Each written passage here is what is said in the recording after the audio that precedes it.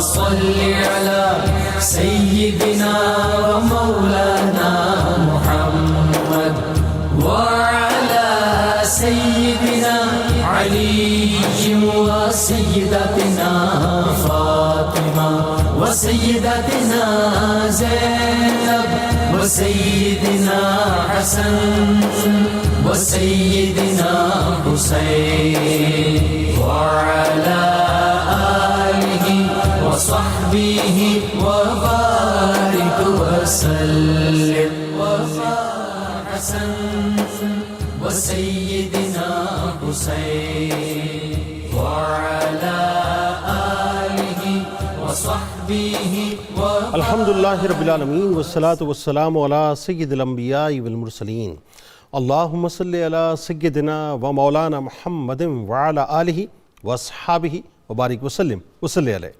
دنیا کے تمام دیکھنے والوں کو، تمام چاہنے والوں کو، تمام پیار کرنے والوں کو، اور جہاں جہاں تک اس وقت میری آواز کو سنا اور مجھے دیکھا جا رہا ہے، جنید اقبال کی جانب سے انتہائی محبت کے ساتھ السلام علیکم۔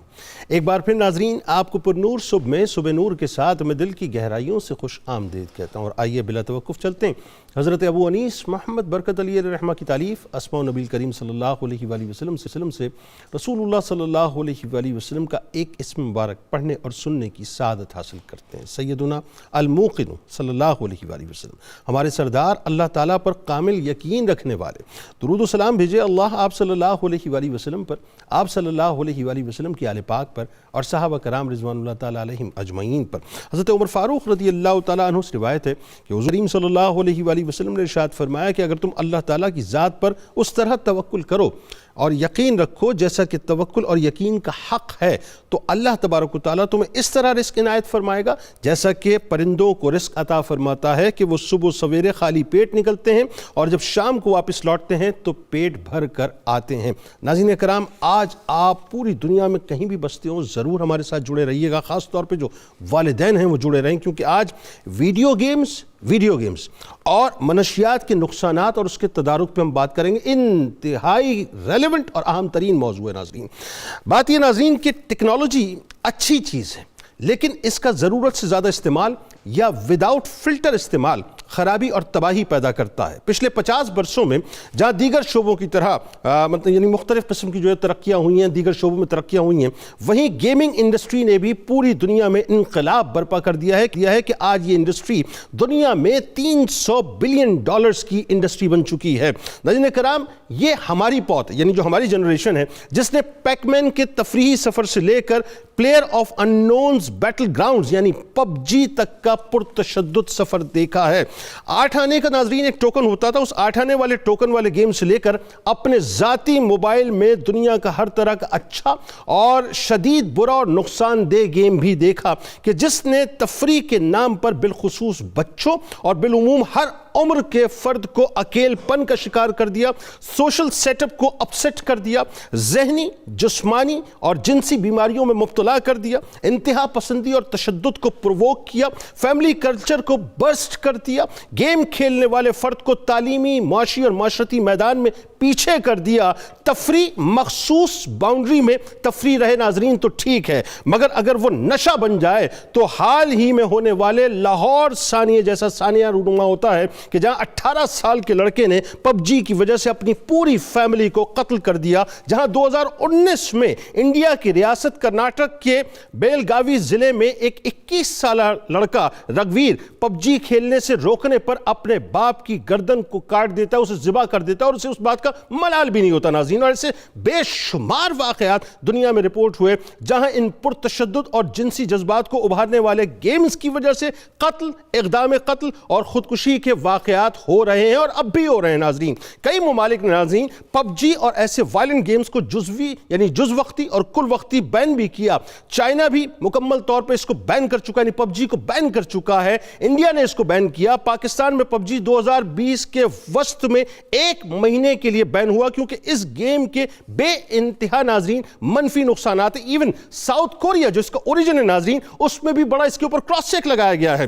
آج ایک بڑا مسئلہ یہ ہے، اور بڑا مسئلہ سمجھ لیں ذرا ذرا والدین سے میں اس وقت مخاطب ہوں کہ ہم اپنی اولادوں پر کسی قسم کا کوئی کراس چیک رکھتے ہی نہیں ہیں کہ وہ گیمز کے نام پر کون سا گیم کھیل رہے ہیں یا کون سا کانٹینٹ دیکھ رہے ہیں. یہی وجہ ہے ناظرین کہ مغرب کا بچہ پرائیویسی سے فائدہ اٹھاتا ہے اور مشرق کا بچہ یعنی ہمارا جو بچہ ہے وہ اگنورنس سے فائدہ اٹھاتا ہے. یہ اس حد تک خطرناک معاملہ ہے ناظرین کہ برطانیہ کو national centre for gaming disorders بنانا پڑا, جہاں 13 سال سے لے کے 19 سال تک کے بچوں کا باقاعدہ علاج ہوتا ہے جو ان گیمز کے نشے کی وجہ سے خودکشی تک کرنے لگ جاتے ہیں.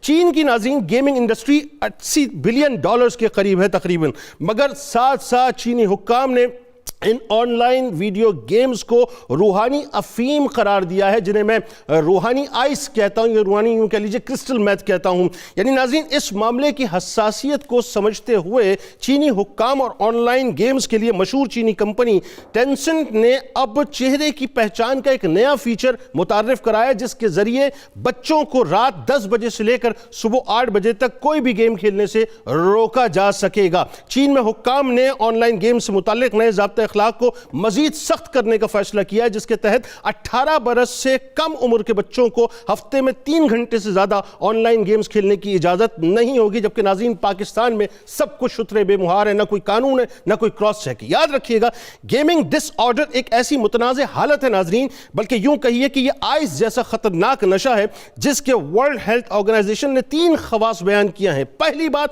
گیمنگ کے وقت کنٹرول میں نہ رہنا, یعنی جو گیم کھیلتا ہے وہ آپس سے باہر ہو جاتا ہے. دوسری بات, دوسرے مشاغل پر گیمنگ کو فوقیت دینا, یعنی ساری ایکٹیویٹیز ایک طرف ہو جاتی ہیں, گیم کو فوقیت دیتا ہے. اور تیسری بات, منفی نتائج کے باوجود گیمنگ میں مصروف رہنا, یعنی کچھ بھی ہو جائے توجہ جو ہے پب جی یا اس طرح کے وائلنٹ گیمز کی طرف رہے گی, جس پر حکومت کو اب سنجیدگی سے سوچنا چاہیے اور اس پہ قانون سازی کر کے ان تمام گیمز کو پاکستان میں بین کرنا چاہیے. ناظرین آئیے آغاز کرتے ہیں.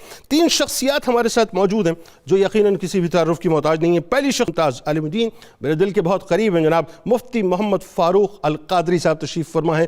دوسری شخصیت یقیناً کسی تعارف کے محتاج نہیں ہیں, آپ ممتاز سائیکائٹرسٹ ہیں, خوبصورت گفتگو کرتے ہیں, دانشور ہیں, جناب ڈاکٹر سید عمران مرتضیٰ صاحب تشریف فرمائیں. اور تیسری شخصیت ممتاز اسکالر جناب ڈاکٹر فرحان خان عباسی صاحب تشریف رکھتے ہیں. تینوں آپ کو السلام علیکم, خوش آمدید. آغاز کرتے ہیں مفتی صاحب آپ سے. انتہائی کرنٹ موضوع ہے اور ظاہر ایسا موضوع ہے جس پر توجہ ہی کسی کی نہیں ہے, لیکن چونکہ پروگرام آج ہمارا 2 حصوں میں جانا ہے, پہلے حصے میں ہم ویڈیو گیمز کے نشے پہ بات کریں گے اور دوسرے حصے میں باقاعدہ جو منشیات کا استعمال اس وقت معاشرے میں ہو رہا ہے, خاص طور پہ کرسٹل میتھ اور دیگر حوالوں سے انشاءاللہ بات ہوگی. تو پہلے تو سب سے پہلے یہ بتائیے, گیمز چاہے انڈور ہوں یا آؤٹ ڈور, بنیادی طور پہ جو اسلامی تعلیمات ہیں, جو اسلامی پریچنگز اور ٹیچنگز ہیں وہ کیا ہیں؟ بالخصوص جو موجودہ دور کی ہم بات کرتے ہیں تو ظاہر ہے video games, on line games کا بڑا تصور بڑھ چکا ہے. قرآن و حدیث اس حوالے سے کیا کہتے ہیں؟ بسم اللہ الرحمن الرحیم. جنید بھائی, انسان کی زندگی بڑی قیمتی ہے. بالکل ٹھیک. اس کا ایک لمحہ گزر جائے تو انسان پوری دنیا کی دولت صرف کر کے وہ ایک لمحہ گزرا ہوا واپس نہیں لا سکتا. 100%. دوسری بات یہ ہے کہ اس قیمتی زندگی کا ایک قیمتی مقصد ہے, اور اس مقصد کے حصول کے لیے اللہ تعالیٰ نے انسان کو بے پناہ کمالات اور صلاحیتیں بخشی ہیں تاکہ ان کو صرف کر کے وہ اپنا مقصد حاصل کر سکے. درست. وہ مقصد ہے اللہ کی معرفت اور اعلاء کلمات الحق. درست. ویڈیو گیمز جو ہماری سوسائٹی میں چل پڑی ہیں, اس کے متعدد نقصانات آپ نے گنائے ہیں, اور ان تمام نقصانات کی روح میں اس کا شرعی حکم یہ لگتا ہے کہ یہ ناجائز ہے, ممنوع ہے, کیونکہ اس کے اتنے نقصانات جو ہماری آنے والی نسل کو تباہ کر رہے ہیں. تو ہمارے جو مقاصد حیات ہیں ان میں خلل انداز بھی ویڈیوز ہیں, ویڈیو گیمز ہیں. ہماری فکری اور جسمانی جو صلاحیتیں ہیں ان کو زنگ آلود کر رہی ہیں ویڈیو گیمز. ٹھیک ہے. اسی طرح جو ہمارے قیمتی مشاغل حیات ہیں جن میں ہماری تعلیم تھی, جس میں ہمارے والدین کو وقت دینا تھا, ٹھیک ہے, ان سے سیکھنا تھا, درست, ان کے بلانے پر حاضر ہونا تھا, درست, اس پر قدغن لگ رہی ہے. یوں ہی جو ذہنی طور پر ضرر ہو رہا ہے کہ ان ویڈیو گیمز کے پیچھے بنانے والوں کے بھی کچھ مقاصد ہیں. صحیح. وہ ان ویڈیو گیمز کے ذریعے سے بچوں کی تربیت کر رہے ہیں, بچوں کی ذہن سازی کر رہے ہیں. اس میں بیہودہ مناظر بھی ہیں, بالکل ٹھیک ہے, اس میں ایسے جذباتی مناظر بھی ہیں بالکل ٹھیک ہے, جو بچوں کو اس حد تک جانے کے لیے برانگیختہ کرتے ہیں. نہیں, باقاعدہ پورن ویڈیو گیمز موجود ہیں, بالکل موجود. اب قرآن مجید نے اس حوالے سے بڑے واضح طور پر سورہ لقمان کے اندر حکم جاری کیا ہے. فرمایا وَمِنَ النَّاسِ مَن يَشْتَرِي لَهْوَ الْحَدِيثِ, وہ لوگ جو لہو الحدیث خریدتے ہیں.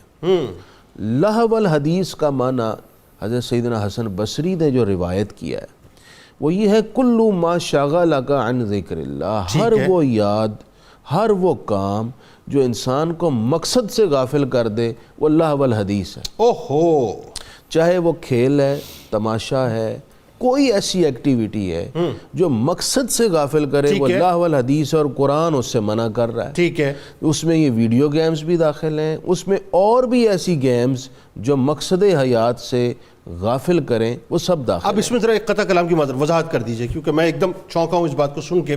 اس کا مطلب یہ کہ تمام ہی کھیلوں کو کیا ممنوع قرار دیتا ہے اسلام؟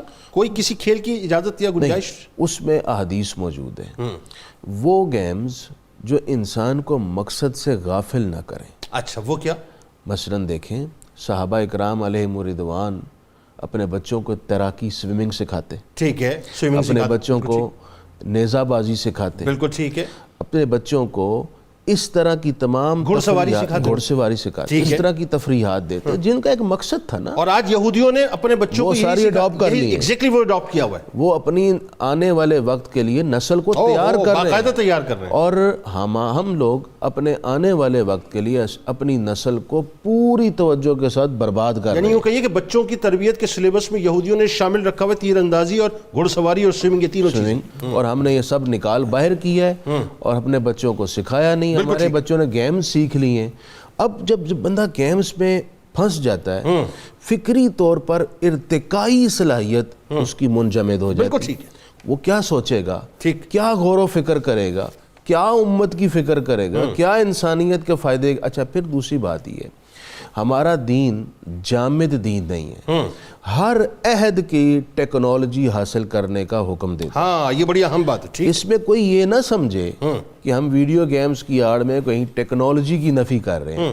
ہر نئی ٹیکنالوجی میں آپ اپنے جھنڈے گاڑیں, لیکن اس کا یہ مطلب نہیں ہے جو ہماری قوم نے لے رکھا ہے کہ ایسی گیمز کے حوالے بغیر کراس چیک کے اپنی اولاد کو کر کے انہیں بربادی تک. یعنی آپ کی بات سے میں سمجھ رہا ہوں, اس کا مطلب یہ کہ ایک ونڈو آپ مجھے دے رہے ہیں شاید اس بات میں, وہ ونڈو شاید میں سمجھ رہا ہوں, مجھے ذرا کلیئر کیجئے گا کہ جو ویڈیو گیمز پازیٹیو ہیں یا جن کے اندر اس طرح کے مناظر نہیں, وائلنٹ مناظر نہیں ہیں, یا خدا نہ خواستہ وہ جنسی جو ہے وہ اپنا انسان کی جو ہے اپنا اپروچ کو نہیں ابھارتے, ان کی اجازت ہے. بالکل اس کی اجازت ہے, ایک مخصوص حد تک اجازت ہے, مخصوص وقت تک اجازت ہے. اس میں یہ ساری شرائط موجود ہوں. ٹھیک ہے, کہ نہ تو وہ جنسی طور پر نقصان دیں, نہ فکری طور پر نقصان دیں, نہ اس سے دیگر ایکٹیویٹیز متاثر ہوں جو اہم اور ضروری ہیں, نہ ہی اللہ کا حق متاثر ہو اور نہ ہی بندوں کا حق متاثر ہو, اور نہ ہی بندہ ذاتی طور پر کوئی تباہی کی طرف بڑھ رہا ہو. اچھا, یہ بات اب اتنی اہم کر رہے ہیں, اس میں ایک سوال اور میرے ذہن میں پیدا ہو گیا. صاحب یہ ذرا بتائیے کہ ایک تو یہ کہ وہ انسان اگر مثال کے طور پہ پرتشدد اپروچ اس کی پیدا ہو رہی ہے, انتہا پسند ہو رہا ہے, یا وائلنٹ ہو رہا ہے, یا اس کی جو اپنا جنسی اپروچ اس کی جو ہے وہ ابھر رہی ہے, لیکن ساتھ ساتھ یہ ہے کہ وہ جو اللہ سے غفلت, یعنی نمازوں کی بھی فکر نہیں رہتی, پھر قرآن کی فکر نہیں رہتی, عبادات کی, پھر وہ جو حقوق العباد کے معاملات, انسان سب سے ہی ماورا ہو جاتا ہے. تو دوسرے یہی عرض کر رہا ہوں کہ اللہ سے غافل ہو. میں یشتری لہو الحدیث لیضل عن سبیل اللہ, وہ ان چیزوں کو خریدتے ہیں تاکہ اللہ کی راہ سے گمراہ ہو جائے اور دوسروں کو گمراہ کر دیں. تو اس وجہ سے اس کو ممنوع کیا گیا نا. میں نے شروع میں عرض کیا ہے کہ انسان کا مقصد ہے اللہ کی معرفت اور اعلاء کلمات الحق. جو چیز اس سے غافل کرے گی اس کی اسلام میں اجازت نہیں. بالکل ٹھیک ہو. اچھا, اب اس میں جو ایک بات ڈاکٹر صاحب, آپ چونکہ آپ کا یہ شعبہ اس اعتبار سے ہے اور یہ نفسیاتی حوالے سے ذرا آپ سے گفتگو مجھے کرنی ہے, جو ابھی واقعہ حال ہی میں ہوا ہے لاہور میں, آپ یہ دیکھیے علی نامی لڑکا جو ہے, اس نے وہ 18 سال کا لڑکا, اس نے اپنی 2 بہنوں کو قتل کر دیا, ماں کو قتل کر دیا, باپ کو قتل کر دیا, تو اب بھائی کو قتل کر دیا, اور وجہ وہی ظاہر ہے PUBG. اچھا اس سے پہلے کئی کیسز اور بھی ہوئے, لاہور میں بھی ہوئے, پاکستان میں بھی, اور پوری دنیا میں کہیں نہ کہیں رپورٹ ہوتے ہیں. میں نے انڈیا کا بھی ابھی آپ کو حوالہ دیا. اچھا موجودہ جو ویڈیو گیمز ہیں جن کا شکار ظاہر ہے میں یہ سمجھتا ہوں کہ بچوں سے لے کے بڑوں تک ہیں, یعنی آپ دیکھیں بہت سی طلاقیں اس بنیاد پہ ہوئی ہیں, یہ رپورٹڈ کیسز ہیں جس میں یہ سامنے آیا کہ جی وہ بیوی پہ توجہ نہیں ہے, PUBG کے اوپر توجہ ہے, تو PUBG کی وجہ سے جو ہے گھر برباد ہو گیا. تو اس کے نفسیاتی اور جسمانی جو کیا اثرات ہیں ذرا یہ بتائیے, کیا مرتب ہوتے ہیں, نقصانات کیا ہیں, اور پھر ان نقصانات سے محفوظ کیسے رہا جائے؟ جی بسم اللہ الرحمن الرحیم. پہلے تو میں اللہ کا شکر گزار ہوں کہ اس نے ایک اور زندگی اور صحت کا دن آپ سب کے ساتھ گزارنے کا مجھے موقع دیا, الحمدللہ, اور لاکھوں درود و سلام وجہ خلق کائنات نبی پاک صلی اللہ علیہ وسلم کی ذات پہ. آج کا ٹاپک سر میں سمجھتا ہوں کہ ویسے تو ہر ٹاپک بڑا امپورٹنٹ ہوتا ہے, لیکن ہمارے ملک کے لیے, ہماری نسل کے لیے, ہمارے گھر کے لیے انتہائی امپورٹنٹ ٹاپک ہے, اور اس پہ ہم نے بلی کی طرح سے اس کو چھوڑ رکھا ہے اور کبوتر کی طرح سے آنکھ کو بند رکھا ہے. اور یہ اتنا بڑا مسئلہ ہے کہ میں ابھی مفتی صاحب سے یہ بات کر رہا تھا کہ پاکستان کی ڈیٹوریٹ ہونے کی اگر کچھ وجوہات ہیں تو اس میں سے ایک وجہ یہ بھی ہے. اللہ, پاکستان کی ڈیٹوریشن میں ویڈیو گیم اور منشیات کے 2 چیزیں ایسی ہیں کہ اگر آپ اس کو سمجھداری سے سوچیں تو آپ کو بہت کلیئرلی اس کا پتہ چل جائے گا. دیکھیں پاکستان جو ہے وہ ایک ایسی قوم ہے کہ جو ینگ ایڈلٹس پہ مشتمل ہے. بالکل ٹھیک ہے, مور دین 60%. پاکستان میں جو کی آبادی کا 60% سے زیادہ لوگ جو ہیں وہ 15 سے 45 سال 50 سال کے درمیان رہتے ہیں. اچھا یہ بیماری ہے ہی نہیں کی, ٹھیک ہے, یہ بیماری ہے ہی نہیں کی, یعنی 15 سے نیچے سال والے تھوڑے کم اور 50 سال سے اوپر والے زیادہ. تو 60% آف دی پاپولیشن جو ہے افیکٹڈ بائی دیز ڈیزیزز. ٹھیک ہے, نمبر 1 چیز ہے. دوسرا, پاکستان جو ہے وہ دنیا میں واحد ملک ہے کہ جو نیوکلیر پاور ہے, اسلام کے اندر نیوکلیر پاور ہے. بالکل ٹھیک. اور یہ اگر کسی اور قوم کو ہم کسی سے ڈر ہے کسی حوالے سے, اسلام کے حوالے سے, تو وہ پاکستانی ہے. اوکے, تو ان کی ایک ایسی نسل کہ جو کچھ کر سکتی ہے اس کو آپ گھر بیٹھے کیسے ٹریپ کر سکتے ہیں. مطلب ڈو یو تھنک مطلب اٹس این ایجنڈا؟ جی سر, ایجنڈا ہے. اوکے, اچھا اب آپ کو میں ایک اور بات بتاؤں. دیکھیں بڑی امپورٹنٹ بات ہے کہ جو WHO کی ہیلتھ کی ڈیفینیشن ہے اس کو ذرا سمجھیں. ہیلتھ کی ڈیفینیشن یہ کہتی ہے کہ ہماری 5 چیزیں اگر ٹھیک ہیں تو ہم ہیلدی ہیں. دماغی طور پہ ٹھیک ہے, جسمانی طور پہ ٹھیک ہے, معاشرتی طور پہ, معاشی طور پہ ٹھیک, اور روحانی طور پہ. یہ 5 اسپیکٹس ہیں. اوکے, تو اگر ان 5 اسپیکٹ میں سے کوئی بھی ایک چیز خراب ہے تو آپ ہیلدی نہیں ہیں. نفسیاتی طور پہ آپ خراب ہو گئے کہ آپ ٹریپ ہو گئے اس سارے سلسلے کے اندر اور آپ دنیا کا کوئی کام نہیں کر رہے. جب نفسیات ٹھیک نہیں ہے تو جسمانی طور پہ بھی آپ ٹھیک نہیں. بالکل ٹھیک ہے, آپ کی موومنٹ کم ہو گئی ہے, آپ ٹریپ ہو گئے ہیں, بالکل اسی میں رہتے ہیں, آپ کو دوسری بیماریاں شروع ہو گئی ہیں, آپ ہر وقت بیڈ پہ بیٹھے ہوئے ہیں, ہر وقت وہ کام کر رہے ہیں. جب آپ ایکٹیویٹی نہیں رہ گئی آپ کی تو آپ کو ڈائبٹیز, آپ کو ہائپر ٹینشن, آپ کو دل کی بیماریاں یہ ہونی ہیں. پھر آپ کی جب آپ مسلسل اسکرین پہ کام کر رہے ہیں تو آپ کی جو سب سے پہلی چیز خراب ہوتی ہے وہ آپ کی نیند خراب ہوتی ہے. جب آپ کی نیند خراب ہوتی ہے تو آپ کو چڑچڑاپن ہوتا ہے. یعنی اچھا راؤنڈ جیتنے کے لیے PUBG, اگر ہم چونکہ اسپیسیفک مثال دے کے بات کر رہے ہیں, ویسے جتنے وائلنٹ گیمز ہیں وہ راؤنڈ جیتنے کے لیے وہ گھنٹوں جو ہے سر گھنٹوں 12, میں ایسے بچوں کو جانتا ہوں جو 12 سے 18 گھنٹے کھیل رہے ہیں. 12 سے 18 گھنٹے. وہ بچہ جس نے پاکستان کو کھڑا کرنا تھا, اب اگلی بات سنیں, وہ تو خود لیٹ گیا, کوئی کام ہی نہیں کر رہا, سوشلی طور پہ خراب ہو گیا, وہ پورا معاشرہ اس کا گھر کا خراب ہو چکا ہے, وہ ماں باپ اس سے کام ہی نہیں کرا سکتے, ڈرتے ہیں اس سے, سماجی طور پہ کٹ گیا, بالکل کٹ گیا, ایجوکیشن سے ختم ہو گیا. اچھا ایک بات میں پڑھ رہا تھا کہ PUBG جو ہے وہ کھیلنے والا وہ ایک ڈفرنٹ اسٹیٹ آف مائنڈ میں چلا جاتا ہے, وہ الگ دنیا میں رہتا ہے. جس طرح اسکیزوفرینیا کی بیماری میں اس کی الگ دنیا ہوتی ہے, اسی طرح سے اس کے وہ بالکل اپنی, جس طرح اس بچے نے کہا کہ میں یہ سوچتا تھا کہ میں جب ان کو مار دوں گا تو یہ جس طرح گیم میں دوبارہ زندہ ہو جاتا ہے, یہ زندہ ہو جائیں گے. آپ ذرا یہ سوچیں اس بات کے لیے کتنی خطرناک بات ہے. اسٹیٹ آف مائنڈ میں جا چکا تھا, اس نے مار کے آرام سے وہ سو گیا. اچھا اب جب یہ 3 چیزیں آپ کی خراب ہو گئی تو چوتھی چیز جو ہے وہ آپ کا اکنامکلی طور پہ تباہ, کام تو کوئی کر نہیں رہے, آپ خرچہ بھی کرا رہے ہیں اور آپ کوئی ارننگ بھی نہیں کر رہے, دونوں نقصان ملک کا ہو رہا ہے, گھر کا ہو رہا ہے. اس کے بعد آپ کا روحانی تعلق اللہ اس کے رسول سے ختم, آپ کے رشتہ داریاں ختم, آپ کے دوستیاں ختم. درست. تو ہیلتھ کی ڈیفینیشن کے حساب سے آپ ان ہیلدی ہیں. تو جو قوم جس کی آبادی کا 60% سے زیادہ لوگ ان ہیلدی ہیں اور اس میں یہ ٹریپ ہے موجود, تو آپ مجھے بتائیں وہ قوم کیسے ترقی کرے گی. بالکل ٹھیک ہے. اچھا ایک بات اور دیکھیں بڑی خاص, مطلب میں سمجھنا چاہتا ہوں کہ جن قوموں کو یہ سمجھ آ گئی کہ یہ انتہائی خطرناک ترین ایک, جیسے کہ چائنا جو ہے اسے روحانی افیون کا نام دیتا ہے, جی سر, مطلب وہ کہتے ہیں روحانی افیم ہے یہ. جی. اچھا میں سمجھتا ہوں یہ ہمارے پاکستان کی اگر ٹرم میں بات کریں تو یہ روحانی آئس ہے بنیادی طور پر, بالکل روحانی کرسٹل میتھ ہے یہ. کسی بھی قسم کا نشہ, یہ ایڈکشن جو ہیں, یہ ایڈکشنز جو ہوتی ہیں یہ زندگی کو تباہ کرنے کے علاوہ خالی اپنی زندگی نہیں تباہ ہوتی. دیکھیں آپ میں چھوٹی سی آپ کو ایک مثال دوں کہ ابھی ہم اس موضوع پہ آگے بھی آئیں گے, لیکن ایک بچہ گھر میں اگر رہتا ہے تو ایوریج اس گھر کے اندر 6 سے 7 لوگ رہتے ہیں. بالکل ٹھیک. اب واٹ ڈو یو تھنک ایک بچہ جو ہے وہ 12 گھنٹے اسکرین کے سامنے بیٹھا ہوا ہے, بالکل ٹھیک ہے, یا اس کے ہاتھ میں موبائل ہے, ٹیب ہے, واٹس ایپ, کیا اس کا باپ اپنا کاروبار کر سکے گا؟ نہیں کر سکتے, بالکل نہیں کر. اچھا اب مجھے ذرا بتائیں 2 جملوں میں تاکہ بات آگے بڑھائیں, اس سے محفوظ کیسے رہا جائے؟ یہ بھی بڑی ایک اہم ترین بات ہے نا کہ بچہ لگا ہوا ہے, والدین پریشان ہیں, اور صورتحال یہ کہ اگر آپ اسے روکتے ہیں تو وہ خودکشی والی باتیں آ جاتی ہیں کہ جی میں PUBG نہیں چھوڑوں گا, خودکشی کروں گا. اس میں دیکھیں جی ایڈکشن ہے, یہ ایڈکشن ہے نا, یہ بیسیکلی جب آدمی ایڈکٹ ہو جاتا ہے تو جس طرح ایڈکشن کی ٹریٹمنٹ ہوتی ہے اس کی ٹریٹمنٹ ہونی چاہیے. ٹھیک ہے, اور اس کی ٹریٹمنٹ کو پورا پراپرلی طریقے سے ایز اے ایڈکٹ اس کا ٹریٹ کرنا چاہیے. ہمارے یہاں تو ٹریٹمنٹ کا تو تصور ہی نہیں ہے سر. اگر آپ نہیں کریں گے تو یہ الٹیمیٹلی آپ کے سامنے یہ ہو رہا ہے, اب گھر گھر کی کہانی شروع ہو گئی ہے.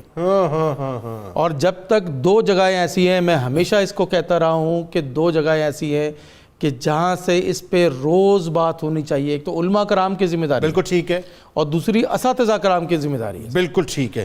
اور یہ کہانی شروع ہوتی ہے گھر سے. ٹھیک ہے, گھر سے. اچھا پہلے مجھے اپنے بچپن کا یاد ہے کہ ماں جو ہوتی تھی وہ کھانسی کے شربت پلا کے بچے کو سلا دیتی تھی, درست, ٹھیک ہے, نیند پورا کرنے کے لیے. اب وہ موبائل فون پکڑا دیتی ہے. ایسا ہی ہے, تباہی یہاں سے شروع ہوئی ہے نا, لیکن اس میں بات کریں گے.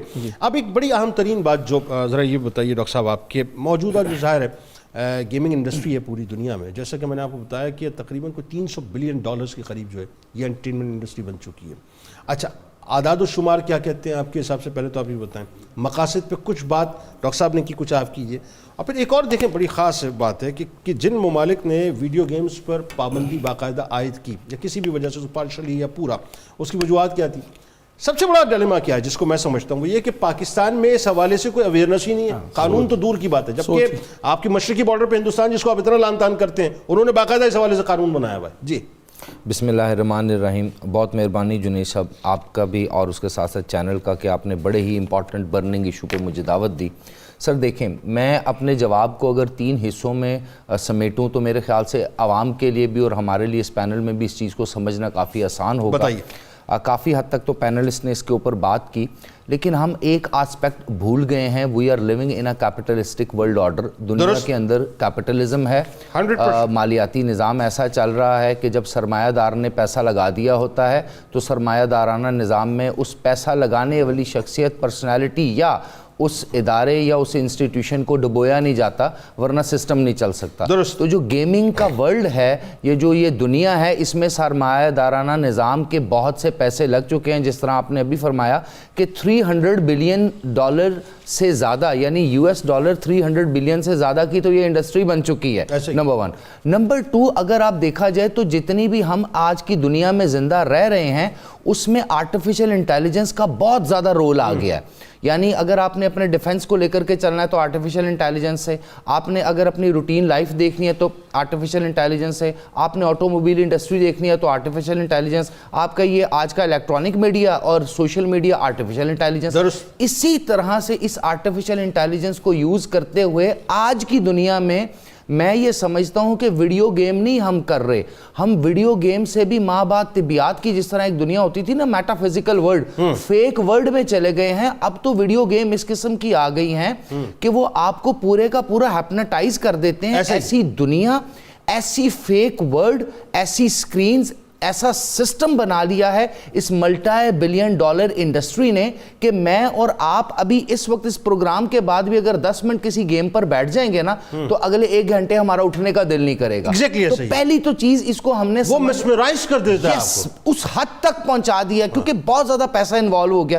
دوسری امپورٹنٹ چیز اس کو ہم نے سمجھنا پڑے گا, سر دنیا جو ہے نا، دنیا جو جس کو ہم ایڈوانس ورلڈ کہتے ہیں، وہ کیا کرتی ہے کہ اگر کوئی چیز کوئی پروڈکٹ انہوں نے لانچ کی ہے اور ان کے لیے وہ فائدہ مند نہیں ہے تو وہ کیا کرتے ہیں اس کے الٹرنیٹو حل بھی اسی ٹیکنالوجی میں ڈھونڈ لیتے ہیں. آپ نے بھی اپنے انٹروڈکشن میں فرمایا کہ چائنا نے کیا کیا ہے کہ فیس ریکگنیشن ایپلیکیشنز کر رہی ہیں. اب میں تھوڑا سا اس کا ڈیمو بتا دوں. جس طرح یہ میرے پاس موبائل ہے نا، اگر میں اس موبائل سے یا ٹیبلٹ سے یا کسی اور سمجھ لیجئے گیجٹ سے یا لیپ ٹاپ سے کوئی ویڈیو گیم پہ انٹر کروں گا تو میرے فیس سے ریکگنیشن ہو جائے گی کہ میری ایج کیا ہے، تو وہ مجھے انٹر نہیں ہونے دے گا. دوسرا کام چاہیے سر اس میں یہی روکیں. ایک اور چیز اسی تحقیق میں پڑھ رہا تھا، بڑی حیران کن بات ہے، اور آپ کی بھی توجہ مفتی صاحب چاہیے، ڈاکٹر صاحب آپ کی بھی. اب انہوں نے الٹرنیٹیو اس کا کیا نکالا؟ بچوں نے یہ نکالا کہ ایڈلٹ کو بٹھا دیتے، فیس ریکگنائز کروایا اور اس کے بعد گیم کھیلنا شروع کر دیا. انہوں نے پھر اس پہ کراس چیک لگایا کہ جی ہر 1 گھنٹے 2 گھنٹے کے بعد جو ہے وہ بچہ خود جو بیٹھا ہوا ہے وہ اپنے آپ کو ریکگنائز کروائے گا. تو بڑا کتنی وقت تک بیٹھا رہے گا؟ بالکل ایسے الٹیمیٹ وہ اس پہ کام کر رہے ہیں. تیسرے درجے پہ انہوں نے چائنا نے کیا کیا، انہوں نے سیٹرڈے سنڈے اور فرائیڈے یعنی فرائیڈے سیٹرڈے سنڈے کو 8 PM سے 9 PM تک 1 گھنٹہ دے دیا. بالکل ایسا ہے، اس کے علاوہ کوئی اور چیز نہیں. دوسری طرف اگر آپ نے کہا کہ دنیا میں کہاں کہاں یہ بین ہے، تو اگر دیکھا جائے تو نیوزی لینڈ کے اندر، ساؤتھ کوریا، سعودی عربیہ، UAE، جرمنی، اس کے ساتھ ساتھ Australia, USA، India, Pakistan, Iran, بہت سے ممالک میں کمپلیٹلی بین تو نہیں ہے لیکن پارشل بین ہے. آپ یہ دیکھیں ساؤتھ افریقہ اس کا، ساؤتھ کوریا اس کا اوریجن ہے، اور وہاں پر جو ریسٹرکشنز ہیں بہت ٹائٹ قسم کے ریسٹرکشنز ہیں. جس طرح ساؤتھ کوریا سے چلے بات شروع کرتے ہیں تو ساؤتھ کوریا کے اندر اگر آپ نے PUBG یا کوئی بھی وائلنٹ گیم کھیلنی ہے یا ریالٹی بیسڈ گیم کھیلنی ہے تو آپ کو اپنے ID کارڈ سے رجسٹرڈ ہونا پڑے گا اور اس کے ساتھ ساتھ بائیو میٹرک کرنی پڑے گی. دوسری طرف اگر آسٹریلیا میں جا کے دیکھیں تو 2016 سے 2020 تک آسٹریلیا کے اندر 220 ویڈیو گیمز آن لائن جو کھیلی جاتی تھی اور ان کی مارکیٹ میں جو CDs کے DVD کے تھرو اویلیبل تھی، ایکس باکس انڈسٹری کے تھرو اویلیبل تھی، ان کو بین کر دیا گیا.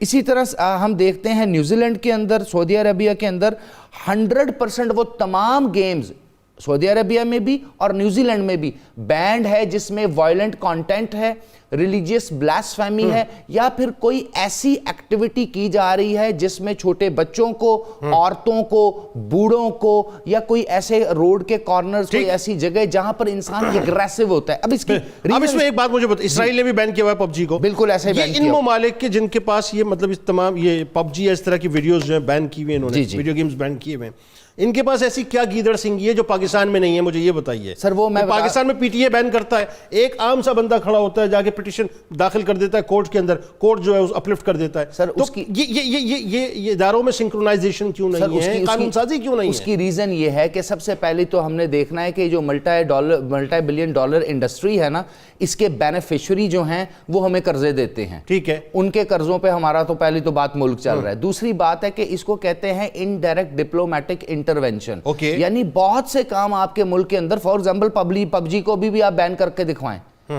1 مہینے کے لیے آپ نے کہا بین ہوئی تھی نا، اب آنورڈ ان کی انویسٹمنٹ اتنی زیادہ آ گئی ہے، ٹک ٹاک کو بین نہیں کر سکے صاحب، بہت سے سیکٹر میں انویسٹمنٹ آ گئی. اب میں آپ کو بتاتا ہوں سر اس سے ہوتا کیا. جس طرح ڈاکٹر صاحب نے فرمایا نا، وہ جو وائلڈ بیہیویئر آتا ہے نا بچوں کے اندر، وہ جو ٹینڈنسیز آتی ہیں فرسٹریشن کی، عوام کے لیے یہ سمجھنا بڑا آسان ہے کہ جب بھی کوئی ایکٹیویٹی، کوئی بھی انسان کرۂ ارض پہ کہیں پر بھی رہتا ہے، اگر وہ ریپیٹڈلی کرے گا اور اس سے اس کو مزہ آئے گا، امیوزمنٹ ہوگی، انٹرٹینمنٹ ہوگی، تو اس کے دماغ کے اندر ڈوپامن ریلیز ہوتا ہے. بالکل ایسا ہے. اب ہوتا کیا ہے کہ اس بچے کو معلوم نہیں، اس شخص کو معلوم نہیں. جس طرح آپ نے ابھی طلاق کے متعلق بات کی، ان لوگوں کو معلوم نہیں ہوتا، ان کے جب دماغ میں وہ ڈوپامن ریلیز ہوتا ہے تو وہ اس ڈوپامن ریلیز کے دوران ریلیکس فیل کرتے ہیں.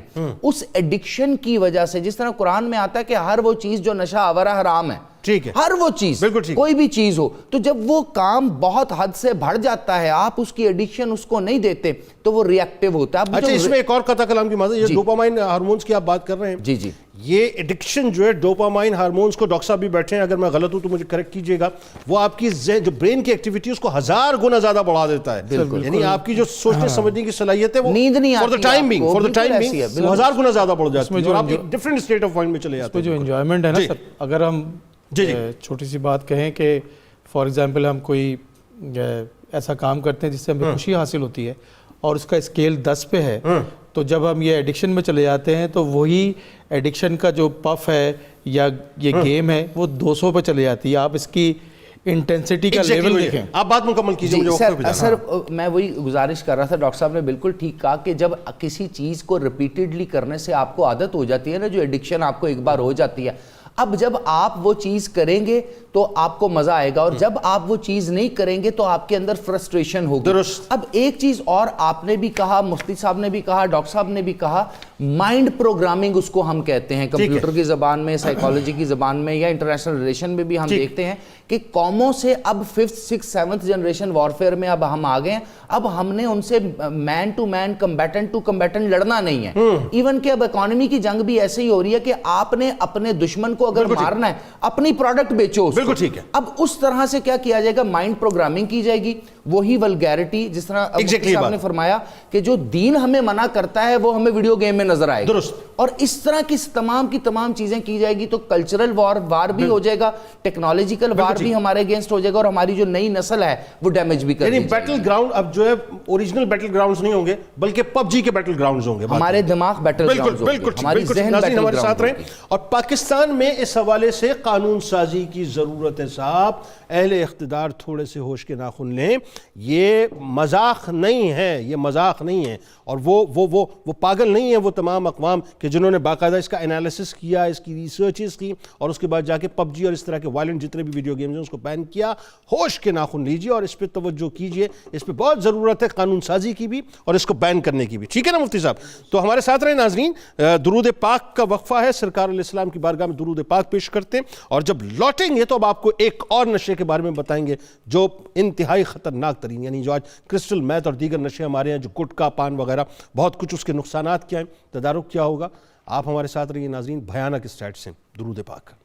اللہم صلی علی سیدنا و مولانا محمد وعلی سیدنا علی و سیدتنا فاطمہ و سیدتنا زینب و سیدنا حسن و سیدنا حسین وعلی وصحبه وبارك وسلم. اللهم صل على سيدنا ومولانا محمد وعلى سيدنا علي وسيدتنا فاطمة وسيدتنا زينب وسيدنا حسن وسيدنا حسين وعلى آله وصحبه وبارك وسلم. وسيدنا علي وسيدتنا فاطمة وسيدتنا زينب ایک بار پھر ناظرین میں آپ کو خوش آمدید کہتا ہوں. پاکستان میں ویڈیو گیمز اور منشیات کے نقصانات اور اس کے تدارک کے حوالے سے ہم گفتگو کر رہے ہیں, اور آئیے اب ذرا دوسرے فیز میں یعنی منشیات کے حوالے سے بات کرتے ہیں. پاکستانی معاشرے میں ناظرین ایک بچے سے لے کر بوڑھے شخص تک بالخصوص تعلیمی اداروں میں منشیات کا استعمال اب ایک فیشن بن گیا ہے. تمباکو, چرس, شیشہ, افیون کے ساتھ ساتھ آئس جسے کرسٹل میتھ بھی کہا جاتا ہے, اسے پینے کا رجحان صرف لڑکوں میں ہی نہیں ناظرین بلکہ لڑکیوں میں بھی بے حد بڑھتا جا رہا ہے. اپر کلاس یا جسے آپ ایلیٹ کلاس کہیں, ان کے نوجوان آئس کرسٹل, حشیش, ہیروئن کے ساتھ ساتھ مختلف ادویات کا استعمال کرتے ہیں, جبکہ مڈل کلاس کے نوجوان فارماسیوٹیکل ڈرگس, چرس, پان, گٹکا, نسوار اور سگریٹ وغیرہ استعمال کرتے ہیں. حیران کن بات یہ ناظرین کہ پاکستان میں تقریباً 70 لاکھ افراد منشیات کا استعمال کرتے ہیں. یہ سن کے آپ اس وقت سمجھیے کہ آپ ایک ڈیفرنٹ اسٹیٹ آف مائنڈ میں چلے جائیں گے کہ ان میں سے 40 لاکھ سے زیادہ نشے کے عادی ہیں جو پاکستان میں رہتے ہیں, جن میں 78% مرد ہیں, باقی 22% خواتین ہیں. ان عادی افراد کی تعداد ناظرین تقریباً 40,000 کے قریب جو ہے سالانہ کی شرح سے جو ہے بڑھتی جا رہی ہے, جو کہ ایک بہت بڑی تعداد ہے۔ UNODC کے مطابق 15 سے 64 سال کے درمیان 8 لاکھ سے زیادہ پاکستانی باقاعدگی سے ہیروئن کا استعمال کرتے ہیں۔ ایک اندازے کے مطابق پاکستان میں سالانہ 44 لاکھ ٹن پروسیس شدہ ہیروئن جو استعمال ہوتی ہے۔ ان تمام نشوں میں ناظرین 2 نشے، اب جو میں آپ کی توجہ چاہتا ہوں، ذرا توجہ سے میری بات سنیے گا کہ 2 نشے انتہائی خطرناک ترین ہیں جو نسلوں کو مکمل طور پر چاٹ رہے ہیں۔ ایک کرسٹل میتھ جسے آئس کہا جاتا ہے، اور دوسرا گٹکا جسے مین پوری یا ماوا بھی کہتے ہیں۔ کرسٹل میتھ ناظرین بنیادی طور پر ایلیٹ کلاس، امیر طلباء اور نوجوانوں میں مقبولیت اختیار کر رہا ہے، جبکہ سرکاری اعداد و شمار سے یہ پتہ چلتا ہے کہ کرسٹل میتھ کی اکثریت تعلیمی اداروں میں فروخت ہوتی ہے، جو اب ایک فیشن یا اسٹیٹس سمبل بن چکا ہے۔ پوش ایریاز میں بنے ہوئے clubs, pubs, discos, dancing floors میں ناظرین کیا کچھ نہیں ہو رہا اور کون سا نشہ نہیں بک رہا۔ مجھے حیرت ہے ناظرین کہ قانون نافذ کرنے والے ادارے جو ہیں وہ آنکھیں بند کر کے بیٹھے ہوئے۔ والدین پر ناظرین یہ کربناک حقیقت اس وقت آشکار ہوتی ہے جب ان کے ہاتھوں سے سب کچھ نکل چکا ہوتا ہے۔ یعنی عالم یہ ناظرین، بس آخری جملے ادا کر رہا ہوں کہ گٹکا اتنا خطرناک ترین معاملہ ہے کہ آپ کو سن کے حیرت ہوگی کہ گٹکے کا سب سے زیادہ استعمال ہندوستان میں نہیں ہوتا بلکہ پاکستان میں ہوتا ہے، اور پاکستان میں بھی سب سے زیادہ کراچی میں ہوتا ہے، اور کراچی میں ناظرین ہر 5واں آدمی گٹکا کھاتا ہے، جس کی وجہ سے یعنی اس کو جو ہے وہ اپنا گلے کا کینسر ہوتا ہے، زبان کا کینسر ہوتا ہے۔ پہلے 50 برس سے اوپر کے لوگوں کو کینسر ہوتا تھا، اب عالم یہ ہو گیا ہے، اب عالم یہ ہو گیا ناظرین، توبہ نعوذ باللہ، 14، 15، 16 سال کے لوگوں کو جو ہے بچوں کو کینسر ہوتا ہے صرف ان گٹکوں کی وجہ سے۔ تو کرسٹل میتھ اور گٹکا یہ 2 انتہائی خطرناک ترین نشے ہیں۔ آغاز کرتے ہیں، سارے نشے ظاہر خطرناک ترین ہیں مفتی صاحب، لیکن آپ ذرا یہ بتائیے کہ نشے کے حوالے سے قرآن و حدیث میں کیا احکامات موجود ہیں۔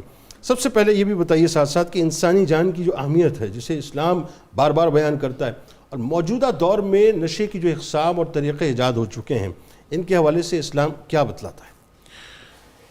جنید بھائی، عہد رسالت میں جو نشہ عام تھا وہ شراب کا نشہ تھا، ٹھیک، اس لیے قرآن و سنت میں بنیادی طور پر شراب کی حرمت کا حکم نازل ہوا۔ ٹھیک ہے، سورہ مائدہ کی آیت نمبر 90 میں اللہ تعالیٰ نے شراب کی حرمت نازل فرمائی، فَاجْتَنِبُوهُ فرما کر اس سے مکمل اجتناب کرنے کا، اس سے دور رہنے کا حکم جاری فرمایا۔ درست۔ لیکن چونکہ زمانہ گزرتا گیا، نشے کی نئی نئی قسمیں ایجاد ہوتی گئیں، تو اس بنیادی حکم کی علت کی روح سے نئے نشوں کے احکام بھی فقہاء کرام بیان کرتے رہے۔ درست۔ نشہ دراصل کیا کرتا ہے؟ انسان کی عقل کو مغلوب کر دیتا ہے۔ نمبر 2، اس کا دوسرا بڑا نقصان انسان کی صحت، اس کی فکری صلاحیت کو ہوتا ہے۔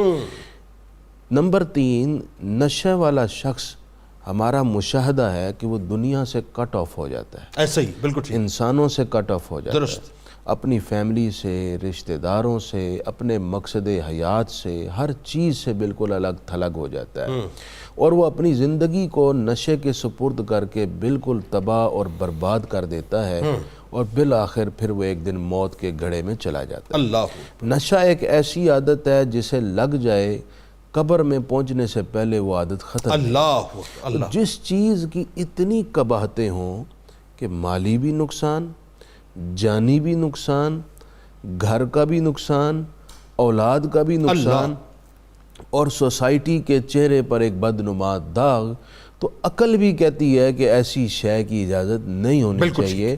لہذا شریعت مطہرہ نے بھی بنیاد باندھ کر پھر اس کے حکام بیان کر کے نشے کو ممنوع قرار دیا۔ ہاں، یہ تھوڑا سا اس میں فرق ضرور ہے کہ بعض نشے حرام ہیں، بعض نشے مکروہ تحریمی ہیں، اور بعض نشے مکروہ تنزیہی کے زمرے میں وہ جو فقہی ٹرمز ہیں وہ بیان ہوتی ہیں۔ ٹھیک۔ اب جب ہم بات کرتے ہیں مروجہ نشوں میں سے آئس کی، شیشے کی، گٹکے کی، اسی طرح حکے اور سگریٹ کی، یہ ساری چیزیں کم از کم اگر ہم دیکھیں تو صحت کے لیے نقصان دہ، بالکل ٹھیک، بلکہ ان کے ڈبوں کے اوپر لکھا ہوتا ہے مضر سے، مضر صحت، بالکل ٹھیک ہے، کمال بات ہے، مضر صحت بھی لکھا ہے، پھر بھی اس کو عوام میں پیش کر دیا جی لیں خریدیں اور پیے جائیں.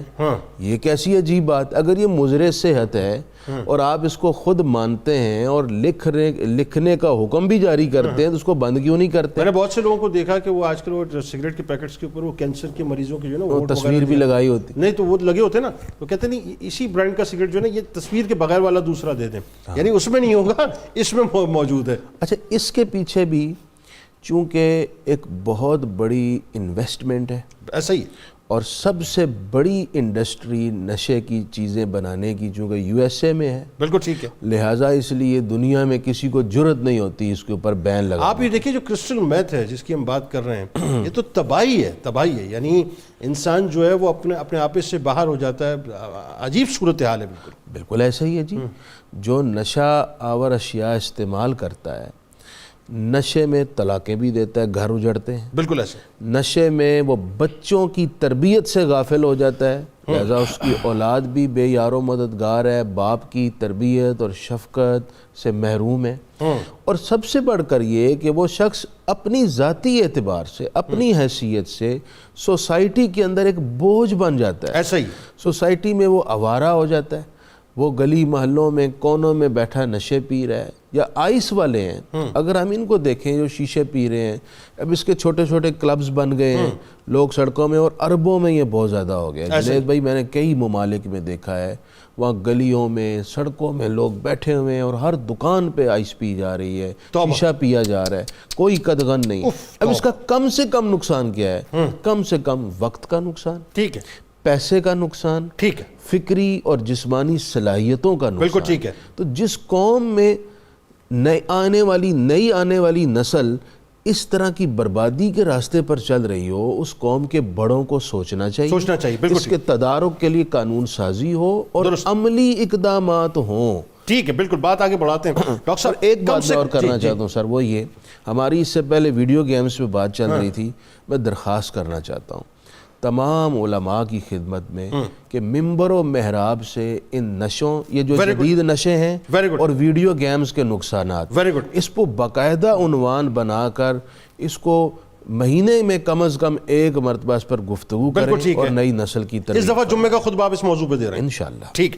ڈاکٹر صاحب اب ذرا یہ بتائیے, کم سے کم نقصان تو یہ ہے کہ یہ بتا رہے ہیں کہ انسان کی صحت, اور پھر زیادہ سے زیادہ جو معاشرتی, سماجی, نفسیاتی, جسمانی نقصانات ہیں, ذرا اس پہ بات کیجئے نشے کے حوالے سے. اور نشے میں مبتلا ہو جانے والے کو یعنی کیسے زندگی میں ہم نارمل کر سکتے ہیں؟ اب تو بھیانک صورتحال ہے نوجوانوں میں, اور خاص طور پہ ہماری یونیورسٹیز, کالجز ہیں, اب تو آئس کے زیر عتاب آ چکی ہیں. اچھا سر, دو بڑی امپورٹنٹ باتیں ہیں آپ کا کویشچن سے ریلیٹڈ. ایک تو ہم دیکھیں کہ اس کا امپیکٹ کیا پڑ رہا ہے. آپ نے بتایا کہ 70 لاکھ لوگ جو ہیں وہ نشے کے عادی بن چکے ہیں. جی ایسے ہی. اچھا, اب اس میں آپ نے یہ جو پب جی وغیرہ اس کی ایڈکشن کی بات نہیں کی کیونکہ اس کی اسٹیٹسٹک موجود ہی نہیں ہے. بالکل ٹھیک ہے سر, تو یہ بھی موجود ہے. اچھا, اب پہلے تو اچھی طرح سے اس بات کو سمجھ لیں کہ یہ نشے کے مریض کون ہوتے ہیں اور جو روز یوز کرتے ہیں نشہ وہ کون لوگ ہوتے ہیں. اصل میں 3 کیٹیگریز. ایک تو جیسے فار ایگزامپل میں ایک زندگی میں کبھی ایک دفعہ میں نے چائے پی تو میں اس کو اوکیجنل یوزر کہلاتا ہوں. کبھی میں نے زندگی ونس ان اے بلو مون.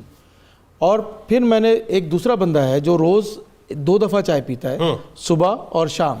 ٹھیک ہے, تو وہ ہیبیچول ہے. بالکل, اور اس کو اس کیمیکل سے فائدہ اٹھاتا ہے وہ.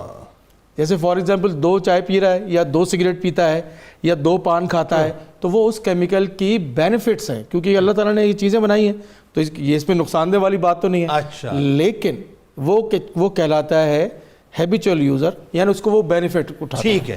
لیکن اگر میں وہ تیسرا بندہ ایک ہے کہ جو 24 گھنٹے میں 50 پیالی چائے پیتا ہے, ہاں وہ ایکسیسو ہو جائے گا, وہ ایڈکٹ ہے, وہ اس کے بغیر پھر نہیں رہ سکتا. اچھا, یہ میں چائے کی مثال سمپل دے رہا ہوں جس کے بارے میں لوگ کہتے ہیں کہ نشہ نہیں ہے. سگریٹ کے بارے میں کہتے ہیں یہ نشہ نہیں ہے. گولیاں, پتے, آپ کسی گھر والی کام کرنے والی عورت ہے جو برتن دھوتی ہے, اس سے پوچھیں کہ تم کیا کھاتی ہو, تو کہ جی پتے والی تتلی والی گولی, وہ اس کو دکان سے ملتی ہے. بالکل ٹھیک ہے, بالکل وہ نیند کی اس کی بات نہیں کی جا رہی. بالکل ٹھیک ہے. تو اس حساب سے تقریباً کوئی یہ 1 کروڑ سے زیادہ لوگ پاکستان میں ایڈکٹ ہیں. اچھا, جب آپ کو جو پہلے ہی ہم نے اس موضوع میں بات کی تھی کہ پاکستان ایک جوان نسل کا قوم ہے یہاں موجود ہے، تو اس میں اگر 1 کروڑ لوگ ایڈکٹ ہیں کہ جو کوئی کام نہیں کر رہے، جن کی اپنی ذاتی زندگی معاشرتی زندگی تباہ ہو چکی ہے، تو ان کے ساتھ رہنے والے 6 سے 7 لوگ وہ سب کے سب افیکٹڈ ہیں. ٹھیک ہے، تو اس کا مطلب ہے کہ پاکستان میں 7 کروڑ لوگ افیکٹڈ ہیں ایک بیماری سے. ہو اچھا، آپ کا کہنا یہ جی جو میں کہنا چاہتا ہوں، دیکھیں اس کی ماں، کیا اس کی ماں اپنا کام ٹھیک کر پائے گی؟ کیا وہ رشتہ داروں سے ملے گی؟ بالکل ٹھیک. اس کا باپ مسجد میں نماز پڑھنے جائے گا؟ سر اس کی وجہ میں بتاؤں، یعنی 30% آف دی پاپولیشن جو ہے 33%. اچھا، معاشرے میں پیتھولوجیکل معاشرہ ہے. ہم اس بچے کے بارے میں بات کرتے ہیں کہ جو پڑھتا نہیں ہے، جو نشہ کرتا ہے، جس کی طلاق ہو جاتی ہے، جس کی منگنی ٹوٹ جاتی ہے، ہم اس کے بارے میں بات کرتے ہیں. تو کیا وہ باپ اپنا کام صحیح کر رہا ہے؟ کیا وہ مسجد جاتا ہے؟ کیا وہ آفس جاتا ہے؟ بہت اچھی آپ بات کریں، پوری فیملی افیکٹڈ ہوتی ہے. اچھا، کیا وہ بچی جس کی شادی اس کے کہیں اور ہو گئی ہے اور اس کا بیٹا بھائی جو ہے وہ نشہ کرتا ہے، کیا وہ سسرال میں صحیح رہ سکتی ہے؟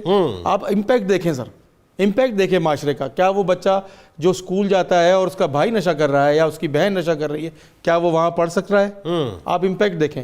تو 7-8 کروڑ لوگ ایک ایسے ملک کی جس کی آبادی 24 کروڑ ہے، وہاں کے 33% افیکٹڈ بائی these 2 diseases. اچھا، تباہی ایسی کہ ایک تو صحت خراب، زندگی برباد، پھر وہ جب ظاہر پیسے نہیں ہوتے، اب کرسٹل خریدنی ہے تو پھر وہ اپنے آپ کو بیچنا، جرائم کرنا. اچھا، اب اگلی بات میں آپ کو بتاؤں سر، اگر آپ ایڈکٹ ہو گئے، ونس آپ ایڈکٹ ہو گئے، تو جس طرح آپ ایک دفعہ ڈائبٹیز کے مریض ہو گئے تو زندگی کے ساتھ آپ کے یہ بیماری چلے گی. اس کو پہلے تو یہ ماننا ہے، اس کو ڈیزیز ماننا ہے. اچھا، پھر اس کے اندر 4 باتیں بڑی امپورٹنٹ ہیں جو اچھی طرح سمجھ لے جو ایڈکٹس ہیں.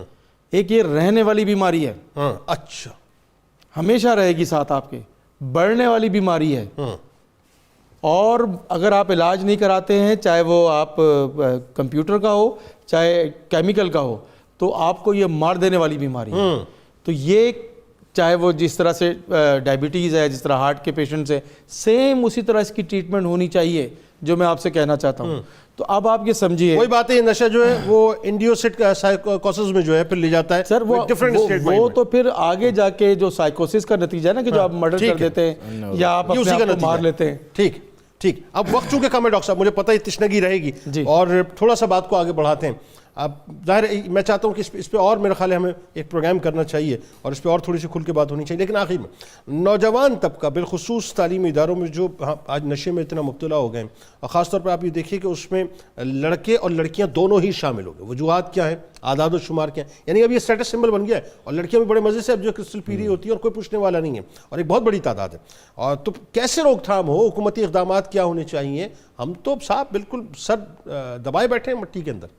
سر، جس طرح یہاں پر ابھی بات ہو رہی ہے نا کہ جب کوئی چیز سامنے آ جاتی ہے نا، میڈیا اس کو ہائی لائٹ کر دیتا ہے، یا حکومتی اداروں کو لگتا ہے کہ اب کہیں نہ کہیں ان کی شامت آ جائے گی اور انہوں نے اپنا پرفارمنس بھی کچھ نہ کچھ دکھانی ہے، تو ایسا کچھ ہوتا ہے. مجھے یاد ہے 2019 میں اس وقت کے جو آئی جی اسلام آباد تھے نا، انہوں نے 8 کروڑ 50 لاکھ روپے کی فیڈرل گورنمنٹ کے اندر ہی وہاں منشیات ریکور کی تھی. جب انہوں نے یہ منشیات ریکور کی تو ان سے کسی نے پوچھا کہ یہ جو ڈرگ ہے اتنی تو آپ نے ریکور کی پبلک سیکٹر اور کچھ حد تک پرائیویٹ اسکول، کالج، یونیورسٹیز اور کچھ وہاں پر جو کیفیز اسلام آباد کے اندر ہے، یہ ریکارڈ کا حصہ یہ موجود ہے ہمارے پاس، یہ ساری اسٹیٹسٹکس. تو ان سے پوچھا گیا کہ یہ آن این ایوریج کتنی بکتی ہوگی، تو انہوں نے کہا میرے اپنے ایسٹیمیٹ کے مطابق آلموسٹ $5 ملین کی پر منتھ پاکستان میں یہ بکتی ہے. آتی کہاں سے ہے، بنتی کہاں پر ہے، کون اس کو بیچتا ہے؟ آپ کو یاد ہوگا ہمارے ایک بڑے مشہور پرائم منسٹر ہوا کرتے تھے یوسف رضا گیلانی صاحب، ان کے بیٹے سے متعلق ایک بہت امپورٹنٹ کیس بنا تھا جس کو ایفیڈرین کیس بھی کہتے ہیں. پھر ایک پنڈی کے بڑے مشہور ایم این اے تھے، وہ بھی نون لیگ کے اس میں انوالو بعد میں پائے گئے، پھر کچھ کو سزا ہو گئی. مزے کی بات یہ ہے کہ وہ جو کیس بنے، اتنی آوازیں اس پہ اٹھی، میڈیا نے اتنا اس پہ بین کیا، الٹیمیٹلی وہی اماؤنٹ اس ڈرگ کی اب اس سے ڈبل میں بیچی جا رہی ہے. زیادہ کمپنیز کے نام بنا دیے گئے ہیں اور میڈیکل انڈسٹریز میں انوالو ہیں for the sake of medicine. اس ڈرگز کو کسی نہ کسی طرح پاکستان میں لایا جاتا ہے ڈیفرنٹ سالٹس کی شکل میں. دوسری امپورٹنٹ چیز کہ ہماری جو مقننہ ہے، لیجسلیچر ہے، وہ کیا کرتی ہے. ہمیں معلوم ہے کہ جو سینٹ ہے نا، اس کی ایک قائمہ کمیٹی ہے برائے اینٹی نارکوٹکس، ٹھیک ہے، جنہوں نے نارکوٹکس کو ختم کرنا ہے. مجھے لگتا ہے شاید وہ سینٹ کی قائمہ کمیٹی برائے نارکوٹکس ہے، جنہوں نے نارکوٹکس کو پروموٹ کرنا ہے، ناٹ اینٹی نارکوٹکس.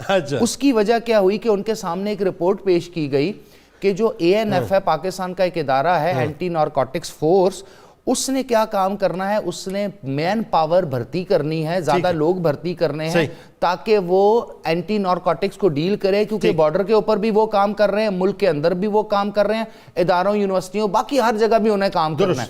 تو انہوں نے 2017-18 میں سمری بھیجی، پھر نئی گورنمنٹ آ گئی، 2019 میں قائمہ کمیٹی کے سامنے گئی کہ 10,000 بندے ہمیں چاہیے. بٹ انفارچونیٹلی یا فارچونیٹلی بیوروکریسی کو یہ بات سمجھ نہیں آئی، عدالتیں اس کے اوپر سٹے دے دیتی ہیں، تو ANF ہاتھ پہ ہاتھ رکھ کے بیٹھی. اور ٹوٹل اس وقت ANF پہ ایکٹیو ممبر افسروں سمیت اس وقت موجود ہیں 3,140.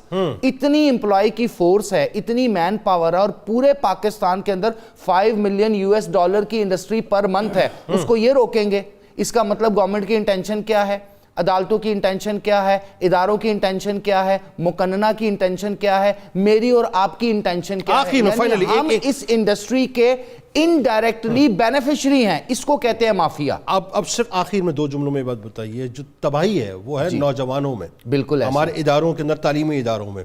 اس کے بارے میں 2 جملوں میں کوئی آپ کے ذہن میں کوئی سجیشن اگر ہو؟ جی، اس کی سب سے پہلی امپورٹنٹ سجیشن تو یہ ہے کہ آپ ANF کی اپنی جو ان کی ریکوائرمنٹ ہے ان کی امپلائمنٹ کریں، ان کی فورس کو کمپلیٹ کریں. دوسری امپورٹنٹ چیز، میڈیا، اساتذہ اکرام، اور سب سے امپورٹنٹ یونیورسٹیز، کالجز کی جو ایڈمنسٹریشن ہے، وہ اس کو کرمنل لیول پر جا کے انٹالریٹ کرے، بالکل ٹالرنس نہ کرے، اور سزائیں دیں، ایکسپیل کریں لوگوں کو، استادوں کو، شاگردوں کو، ایڈمنسٹریشن کو، تب اس کو ہم بہتر کر سکتے ہیں. بہت شکریہ آپ تینوں، آپ کا تشریف لائے. ناظرین کرام، آئیے چلتے ہیں، خراج عقیدت پیش کرتے ہیں محب النبی، فخر جمع، برہان العارفین، کتب یگانہ، کتب منفرد، کتب وحدت، کتب حقیقت، کتب الاقطاب، پیشوائے محبوبیت و عشق، مقتدائے عارفہ، حضرت شاہ فخر الدین فخر جہاں دہلوی رحمۃ اللہ علیہ. وہ ممتاز ہستی ہیں ناظرین جو نسبی اعتبار سے صدیقی ہیں، مشرب جن کا چشتی ہے، یعنی خواجہ خواجگان خواجہ معین الدین چشتی رحمۃ اللہ علیہ کے منظور نظر ہیں. 12ویں صدی ہجری میں ناظرین اورنگ آباد کے افق پر طلوع ہونے والے تصوف کے اس شان نے اسلام کا ایسا رنگ جمایا کہ مردہ دلوں کے ایک جہاں کو اس فخر چشت نے آباد کر کے رکھ دیا. علم کی تحصیل میں والد کی تربیت سے لے کر مختلف علوم و فنون میں مہارت تک کے سفر کو انتہائی محنت سے طے کیا. دین کا فخر بننے والے فخر عالم و دین شریعت و طریقت کے مجمع البحرین تھے. حضرت فخر جہاں دہلوی رحمۃ اللہ علیہ نے محبوب و الہی رحمۃ اللہ علیہ کے دور کی طرح عرفان کا چراغ اس طرح پھر روشن کر دیا ناظرین کہ سینے حقائق کے خزانوں سے مکمل طور پہ معمور ہو گئے. جو سو رہے تھے وہ جاگ گئے، جو بے ہوش تھے وہ ہوش میں آ گئے. یعنی آپ رحمت اللہ علیہ کے پاس جو بھی آتا تھا متاثر ہوئے بغیر نہیں جاتا تھا. شاہ صاحب رحمت اللہ علیہ خود سنت نبوی صلی اللہ علیہ وآلہ وسلم کا کامل نمونہ تھے. سنت نبوی صلی اللہ علیہ وآلہ وسلم پر بڑا زور دیتے تھے، مریدوں کو خاص طور پہ ہدایت فرماتے تھے کہ قرآن و حدیث کی طرف کثرت سے رجوع کریں. شاہ صاحب رحمت اللہ علیہ ہر چھوٹے بڑے سے محبت سے پیش آتے تھے. بس یہ سمجھ لیجئے ناظرین کہ 16 برس میں آپ کو خلافت نصیب ہوئی، شریعت و طریقت میں آپ نے اعلیٰ مقام حاصل کیا، فوج میں ملازمت تھی، لیکن کوئی بھی آپ کو پہچان نہیں پاتا تھا کہ اللہ نے آپ کو اتنا مقام عطا کیا کہ اتنا اخفاء میں رہتے تھے. سر سید احمد خان لکھتے ہیں آپ کے بارے میں کہ جتنے بھی عمراء اور اہل اقتدار اور سلاطین عہد آئے سب آپ رحمت اللہ علیہ کی بیعت سے مشرف ہوئے اور آپ ہی سے جو استفادہ کرتے تھے. نعرے کی طرف چلیں گے، وقت بہت کم ہے، مختصر وقت ہے آج. آئیے مل کے نعرہ لگائیں گے اس دعا، اس امید، اس یقین کے ساتھ. اجازت دیجیے، لا یؤمن احدکم حتی اکون احب الیہ من والدہ وولدہ والناس اجمعین. اللہ تعالیٰ آپ کا، ہمارا، ہم سب کا، پاکستان کا اور امت مسلمہ کا حامی و ناصر ہو. آمین. پاکستان کا مطلب کیا؟ لا الہ الا اللہ محمد رسول اللہ صلی اللہ علیہ وسلم. اللهم صل على سيدنا ومولانا محمد وعلى سيدنا علي وسيدتنا فاطمة وسيدتنا زينب وسيدنا حسن وسيدنا حسين وعلى آله وصحبه وبارك وسلم.